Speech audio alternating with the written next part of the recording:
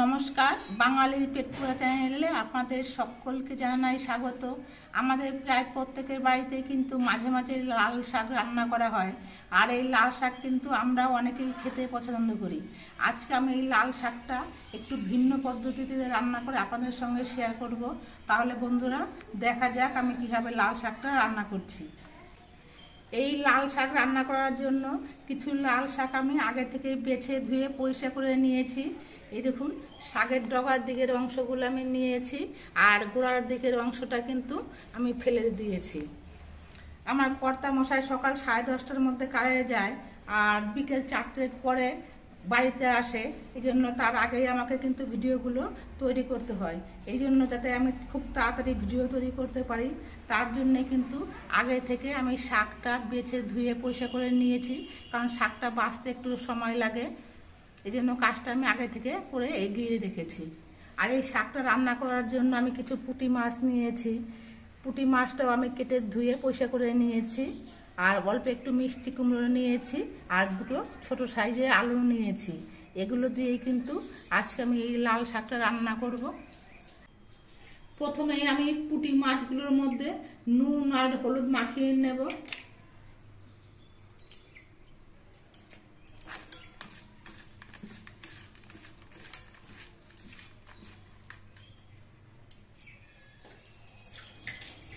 নুন হলুদটা আমি বেশ ভালো করে মাখিয়ে নিয়েছি। এবারে এই শাকগুলো একেবারে কুচি কুচি করে কেটে নিতে হবে। আমি হাতের মধ্যে কিছু শাক নিয়ে নিচ্ছি।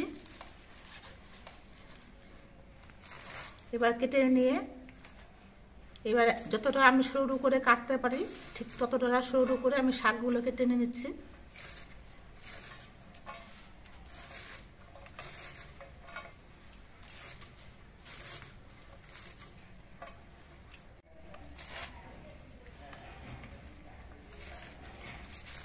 আমি বটি দিয়ে কাটতে অভ্যস্ত বলে আমি বটি দিয়েই কাটছি। আপনারা ছুরি দিয়েও কিন্তু এই শাকগুলো এরকম কুচি কুচি করে কেটে নিতে পারেন।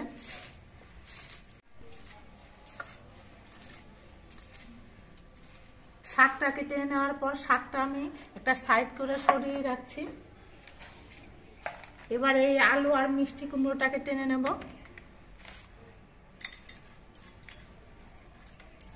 আলুর খোসাটা আগে ছাড়িয়ে নিচ্ছি, তারপরে আলুটা কাটছি।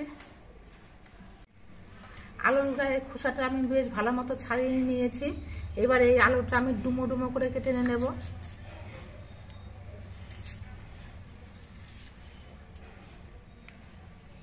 ছোট ছোট পিস করে ডুমো ডুমো করে কেটে নিচ্ছি, এরকম এরকম।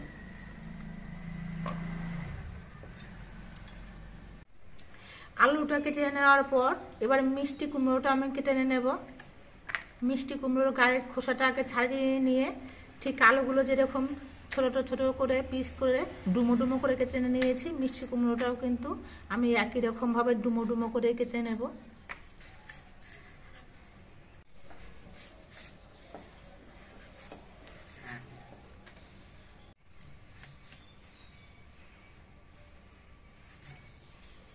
এই যে মিষ্টি কুমড়োগুলো আমি এরকম পিস করে কেটে নিলাম।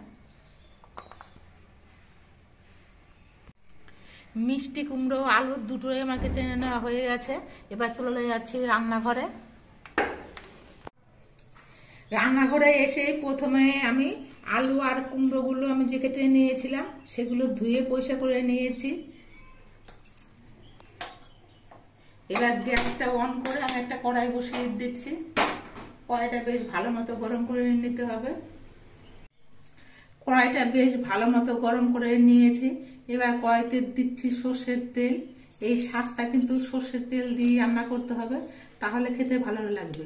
সাদা তেলে রান্না করলে খেতে খুব একটা কিন্তু ভালো লাগবে না। এবার তেলটা ভালো মতো গরম করে নিতে হবে, আর তেলটা একটু কড়াইয়ের চারপাশে লাগিয়ে নিচ্ছি। সর্ষের তেলটা খুব ভালো মতো গরম হয়ে গেছে। এবার এই তেলের মধ্যে আমি পুঁটি মাছগুলো দিয়ে ভেজে নেব।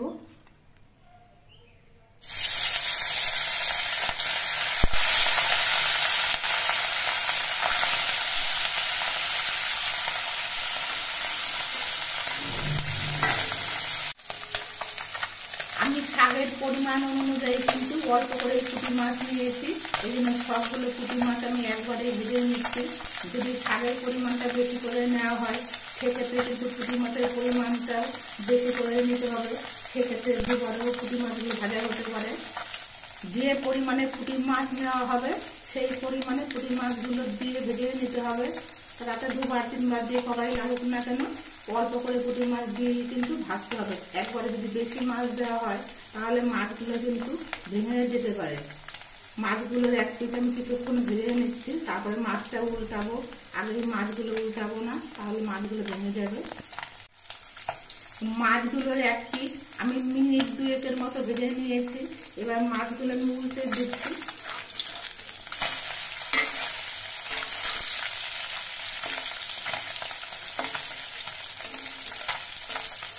এবার এই পিঠটা ভেজে নিতে হবে, মাছটা কিন্তু একটু কড়া করে ভেজে নিতে হবে।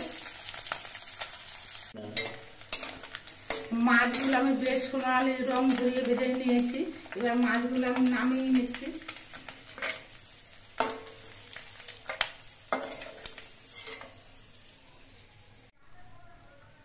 মাছটা ভাজার পর কড়াইতে তেল আছে, তবে আর একটুখানি আমি সর্ষের তেল দিচ্ছি, কারণ আমি 2টো আলু নিয়েছি, মিষ্টি কুমড়ো নিয়েছি, এগুলো একটু সুন্দর করে ভেজে নিতে হবে, এই জন্য তেলের পরিমাণটা একটু বেশি লাগবে।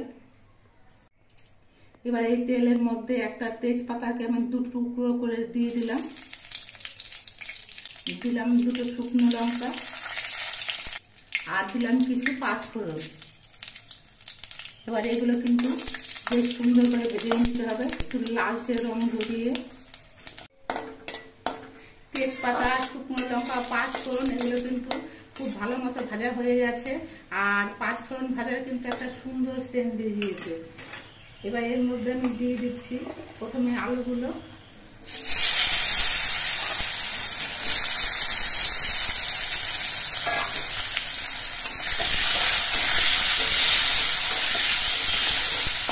আলুটা দিয়ে নেড়ে চেড়ে মিশিয়ে নিয়ে এবার মিষ্টি কুমড়োগুলো দিয়ে দিচ্ছি।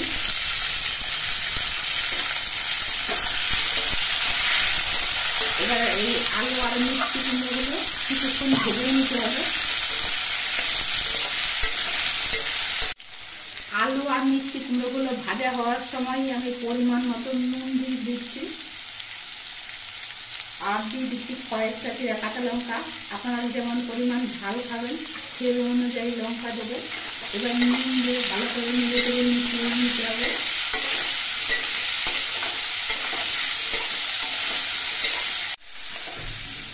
আলু মিষ্টি কুমড়োগুলো ভাজার সময় কিন্তু গ্যাসের ফ্লেমটা মিডিয়াম ভাবে রেখে নিয়ে ভাজতে হবে, তাহলে আলু আর মিষ্টি কুমড়োটা খুব সুন্দরভাবে ভাজা হবে। খুব বাড়িয়ে দিলে কিন্তু পুড়ে যাবে, ঠিকঠাক মতো ভাজা হবে না।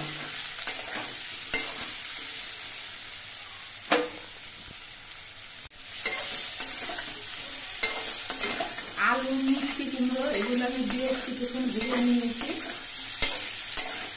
মিষ্টি কুমড়োটা কিন্তু অনেকটাই সেদ্ধ হয়ে গেছে, আলুটাও অনেকটা সেদ্ধ হয়ে গেছে। এবার এর মধ্যে আমি দিয়ে দিচ্ছি অল্প করে একটু হলুদের গুঁড়ো। এবার হলুদের গুঁড়ো দিয়ে নেড়ে চেড়ে মিশিয়ে নেব। এবার এর মধ্যে আমি লাল শাকগুলো দিয়ে দিচ্ছি।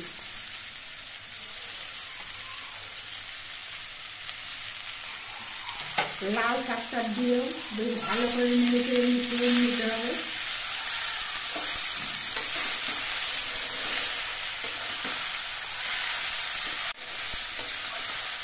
শাকটা দিয়ে নেড়ে চেড়ে বেশ ভালো করে মিশিয়ে নিয়ে এবার গ্যাসের ফ্লেমটা আমি কমিয়ে দিচ্ছি, আর একটা ঢাকনা দিয়ে আমি ঢেকে দিচ্ছি।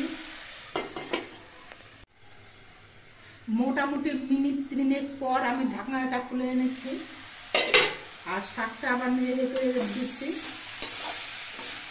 খুব বেশিক্ষণ ঢেকে রাখলে কিন্তু শাকগুলো আবার নিচে লেগে যেতে পারে, এই জন্য ঢাকনা খুলে শাকটা নেড়ে চেড়ে দিতে হবে। শাক থেকে যে জল বেরোবে এই জলেও কিন্তু শাকগুলো সেদ্ধ হয়ে যাবে, আর সবজিগুলো খুব ভালো মতোই সেদ্ধ হয়ে যাবে, আর এক্সট্রা জল দেওয়ার কোনো প্রয়োজন নেই।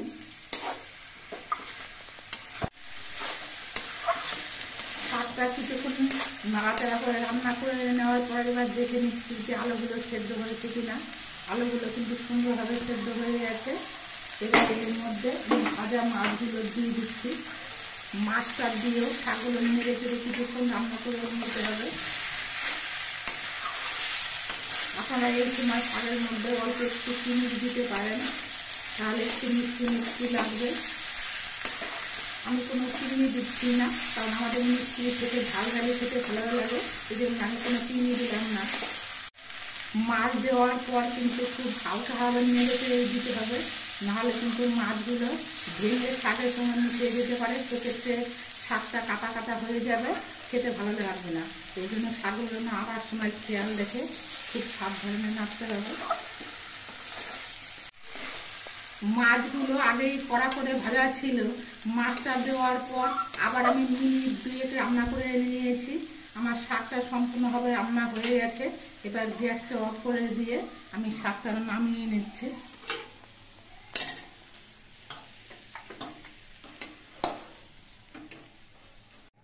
আপনারা দেখতে পেলেন আমি পুঁটি মাছ দিয়ে কীভাবে লাল শাকটা রান্না করলাম। এভাবে পুঁটি মাছ দিয়ে লাল শাক রান্না করলে খেতে কিন্তু বন্ধুরা ভীষণ ভালো হয়। আপনারা যদি না খেয়ে থাকেন, একদিন এইভাবে পুঁটি মাছ দিয়ে লাল শাক রান্না করে খেয়ে দেখবেন, আশা করছি আপনাদের ভালো লাগবে। আর আমাদের ভিডিওটা আপনাদের কেমন লাগলো, যদি ভালো লাগে ভিডিওটিতে একটি লাইক দেবেন, নতুন বন্ধু হলে চ্যানেলটিকে সাবস্ক্রাইব করে দেবেন। সকলে সুস্থ থাকবেন, ভালো থাকবেন। দেখা হবে পরবর্তী আরেকটি ভিডিওতে।